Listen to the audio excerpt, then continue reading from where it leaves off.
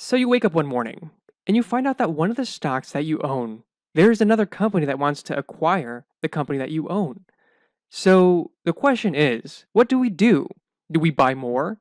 Do we hold out and get the full value of the potential acquisition deal if that goes through? Or do we sell right away on the news?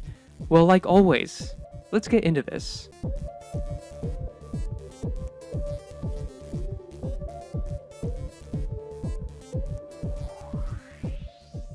And keep in mind that none of this is financial advice. This is just some random guy on YouTube drawing some stick figure lines on a chart talking to you guys. And if you haven't already, smashing that like button and subscribing to this channel really helps support this content. And if you're interested, definitely check out my wife's Etsy shop. She makes these great handcrafted beeswax lotion bars that are good for moisturizing your skin and make good holiday gifts. Okay, let's get into this. So this morning, I find out that Salesforce is in talks with Slack Technologies. And we have to understand that when Salesforce is in talks to buying a cloud company, this is a deal that will probably go through. It has a high likelihood because the other company involved, whether it's Slack, whether it's another company, is probably in favor of making it happen because it's a really good mix and the culture of Salesforce really jives with a lot of these other companies. It's not like an Oracle doing a hostile takeover of a company and it's an unwanted situation and it's an unwanted deal and you'll fight back to make it not happen. Salesforce, when they want to acquire a company, it's like, okay, let's just talk about the terms and let's make a deal. That's generally the situation that I've seen personally with Tableau and with other companies trying to partner with Salesforce. So the question is, what do you do with Slack? If you own Slack and Salesforce is trying to acquire you, what do you do with Slack? So Salesforce, just so you know, is an amazing company. I think very highly of Salesforce. I even made a video about the 5 Robinhood growth stocks, and Salesforce was number 2. And I compared Salesforce to being a Microsoft-like behemoth in the future. And so that's how highly I think of Salesforce. So if we look at Slack Technologies, a stock today, Slack Technologies is up massive on this news today. As we can see here, we were trading around almost $30 and we jumped up to 38 currently and we went almost to $40. The highs of the day today so far rung in at $39.73. And I definitely think that we will probably see all-time highs. We will probably see prices that are even higher than the highs we saw back here of 42.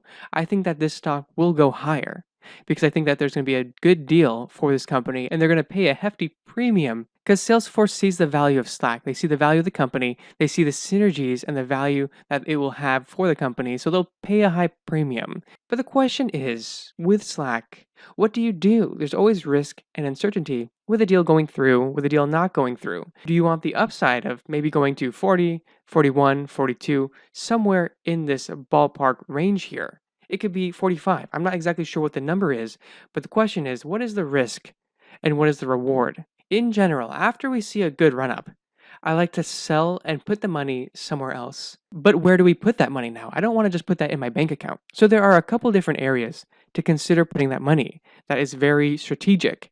There are 2 in particular. One, companies that are similar to Slack in terms of a similar space, a cloud space, also a similar market cap, maybe a similar maturity of a company as well. So that's option 1. And an example of that would be Dropbox.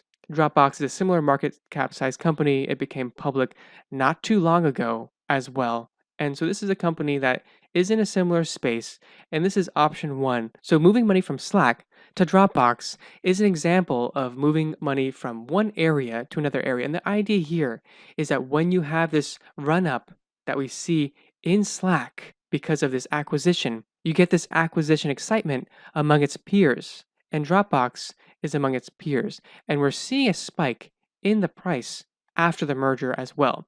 And the interesting thing about Dropbox is we are trading within this channel right here. And this is a descending wedge, which is actually bullish. So the fact that we're trading within this is a bullish signal, and maybe this is a catalyst that can help break this out. And whenever this does break out, if we can look at the past of this stock, we see that when we had a falling wedge here, we had a significant move to the upside, a falling wedge over here, significant move to the upside. Same thing here, significant move to the upside. So clearly we can go much lower in this channel, but if we are about to break out, and if this is a catalyst, whenever we do break out of this channel, this could be a significant move. And I would expect this gap over here to be filled. So we would see prices of maybe 2280 or even 2350 or something. Those are the first targets that I would look at when we break out of this channel. But what if you don't happen to like Slack's peers and you don't happen to particularly like Dropbox because Dropbox is just going down so far?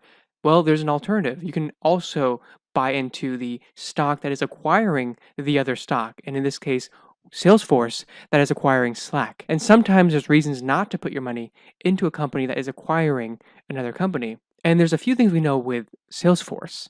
First of all, you know that I'm pretty bullish on Salesforce. I think Salesforce will be a company that's like Microsoft. I made that video in January when the stock price was around $180.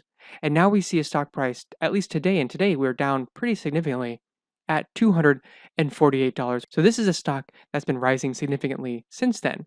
And this is not a small market cap company. And another thing with these sell-offs, in relation to acquiring a company, generally the company will decline, maybe equivalent to the amount of money that you're acquiring for. For example, if you're acquiring a company for 20 billion, maybe you'll see a 20 billion decline in market cap. But there's a few things that I think are lost in this kind of translation. I think that folks often are discounting the synergies that will be seen with the acquisition. And a similar thing happened in 2019. What happened right here? This big move to the downside. This was the announcement to acquire Tableau. This was an area that I personally bought more Salesforce stock. I saw this as an opportunity, this sell-off here, because of this acquisition, and I was super excited for them to acquire Tableau. I thought that this was a genius move. Tableau and Salesforce joining forces, the best of the best, and we can see that this sell-off was an overreaction. And the question today is that is this sell-off that we're looking at right now an overreaction? So if you happen to like Salesforce and you happen to like Slack and you believe that they're going to synergize well with each other, this is a good opportunity potentially to move money from Slack to Salesforce. And again, I don't even know what the price of Slack will be. I don't know what it's going to go for. I don't know what the deal is going to be. Maybe the deal's $50. We don't know how high this deal is going to go. So the thing is that there's a lot of unknowns, but with the unknowns, there's a lot of risk. And with the risk, since I made massive gains here, I decided to move my money to Dropbox.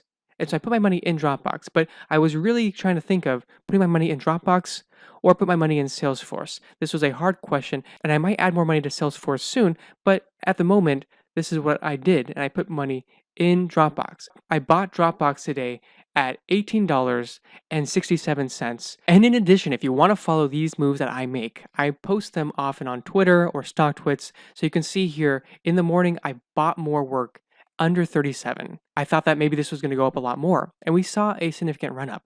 And then I ended up selling the whole position out a little bit over 37. So that wasn't a very profitable endeavor here, but somewhat profitable nonetheless. And then I ended up moving that money into Dropbox.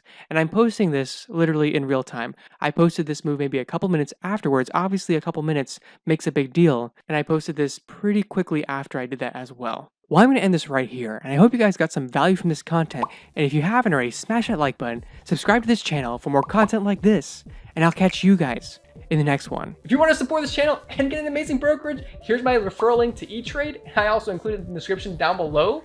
And Etrade is just an amazing brokerage. I definitely like Robinhood as well, but Etrade is definitely something I feel more comfortable with promoting for newer investors and for experienced investors. It's just a solid platform with a lot of resources. I'm really into Robinhood as well myself, but I know that it's easy to not be as disciplined with Robinhood, so I feel like you gain your discipline with Etrade, with that platform, and then go into Robinhood and knock yourself out.